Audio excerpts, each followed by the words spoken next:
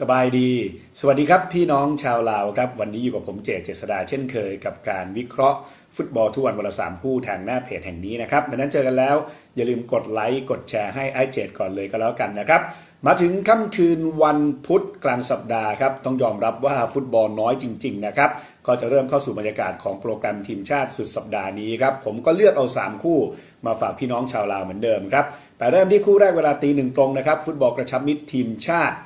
โดยสวิตเซอร์แลนด์ครับจะเปิดบ้านเจอกับกาตาร์เล่นที่เมืองลูกาโนประเทศสวิตเซอร์แลนด์ครับแน่นอนสวิตเนี่ยผลงานต้องดูดีกว่าอยู่แล้วนะครับเป็นทีมระดับเกรดยุโรปเกมล่าสุดในฟุตบอลยูฟ่าเนชั่นลีกก็บุกชนะไอซ์แลนด์มา2-1ฝั่งกาตาร์ทีมจากเอเชียนะครับเกมล่าสุดบุกแพ้อุซเบกิสถานมา0-2ครับแน่นอนคืนวันนี้เนี่ยประเด็นอยู่ที่ว่าสวิตจะจัดเต็มแค่ไหนนะครับเพราะว่าเดี๋ยวต้องมีโปรแกรมเนชั่นลีกรออยู่แต่ตัวหลักๆก็พวกเซอร์ดันชากิรีกรานิตชาก้านะครับกองหน้าอย่างมาริโอกาฟานโนวิชดังนั้นเนี่ยดูแล้วก็ยังดูเหนือกว่ากาตาร์นะครับแฮนดิแคปเปิดมาต่อ2ลูกผมว่าไม่ได้ดูแพงเลยครับเพราะว่าเจอกาตาร์ผมว่า2ประตูยืนพื้นมีนะครับแล้วก็ลุ้นประตูที่3ได้ครับ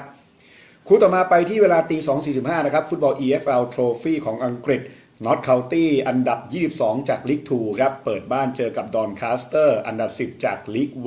1โดยนอตเคานตี้เนี่ยแพ้มา2นัดรวดยังไม่มีแต้มนะครับโดยเกมล่าสุดเนี่ยแพ้นิโคลเซลอยู่23ไป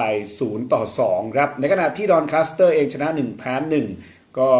เกมล่าสุดเปิดบ้านชนะกริมบี้มา 2-0 นะครับแน่นอนก่อนเกมแฮนดิแคปเปิดมาให้ดอนคาสเตอร์บุกมาเหนือกว่าครึ่งลูกผมมองว่าก็ยังน่าเชียร์กับนอตเคานตี้นะครับชั่วโมงนี้นอตเคานตี้เป็นทีมที่เอาง่ายๆว่าไปลุ้นในลีกดีกว่าครับวัดใจดอนคาสเตอร์นะครับจะบุกมาเบียดชนะได้ครับปิดท้ายที่อีกคู่หนึ่งนะครับไปดูเซาท์เอ็นด์ยูไนเต็ดอันดับ13จากลีก1เปิดบ้านเจอกับเซาท์แฮมป์ตันชุดอยู่21เซาท์เอ็นด์เนี่ยมีอยู่3แต้มนะครับจากการชนะ1แพ้1เกมล่าสุดบุกแพ้โคเชสเตอร์มา0-2ครับฝั่งของเซาท์แฮมป์ตันเองก็ชนะ1แพ้1มี3แต้มนะครับเกมล่าสุดบุกแพ้เคมบริดจ์มา0-4ก่อนเกมเนี่ยเซาท์เอ็นถูกยกให้เหนือกว่าครึ่งควบลูกก็ยังน่าวัดใจทีมอย่างเซาท์เอ็นนะครับเป็นทีมจากลีก1อันดับก็ดีด้วยครับคืนนี้เล่นในบ้านเจอทีมเด็กของเซาท์แฮมป์ตันน่าจะชนะได้ครับวัดใจไปที่เซาท์เอ็นยูไนเต็ดนะครับสรุป3ทีมครับชอบสวิตเซอร์แลนด์ดอนคาสเตอร์และเซาท์เอ็นด์ยูไนเต็ดครับและเหมือนเดิมนะครับฝากไว้ด้วยสำหรับ Line แอดของเรานะครับ @LAOSBO ครับแล้วอย่าลืมแจ้งรหัสโปรโมชั่น JD888 และต้องย้ำว่าของแท้ต้องlao-sbowet.com เท่านั้นนะครับขอให้พี่น้องทุกคนโชคดีในคืนวันนี้ครับสบายดี